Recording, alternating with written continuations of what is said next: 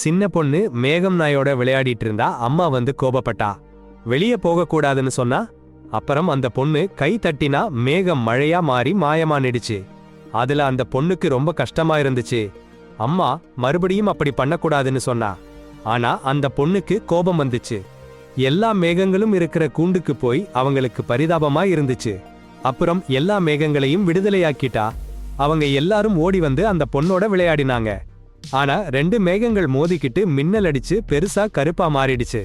அப்புறம் அந்த பொண்ணை மேட்டு தாக்க ஆரம்பிச்சுச்சு. அம்மா கருப்பு நிழல் வானத்தை மூடி இருக்கிறத பார்த்தா. அவங்க பொண்ணு சிக்கி இருக்கிறத பார்த்தா. சீ போட்டா எல்லா மேகங்களும் தாந்து பறந்து போச்சு. அம்மா கோபமா நீ வளர்ப்பு மகள்னு சொல்லி கை தட்டச் சொல்லி கட்டாயப்படுத்தினா. எல்லா மேகங்களும் மழையா மாறி மாயமானிடுச்சு. அந்த பொண்ணுக்கு ரொம்ப கஷ்டமா இருந்துச்சு. அம்மாவுக்கு வருத்தமா இருந்துச்சு. போய் அந்த பொண்ணுக்கு ஒரு மேகம் நாயை உருவாக்கி கொடுத்தா. அந்த பொண்ணுக்கு ரொம்ப சந்தோஷமா இருந்துச்சு. எல்லாரும் கட்டி புணர்ந்தாங்க. உங்க அம்மாவை நீங்க நேசிக்கிறீங்களான்னா கமெண்ட் பண்ணுங்க. சப்ஸ்கிரைப் பண்ணுங்க.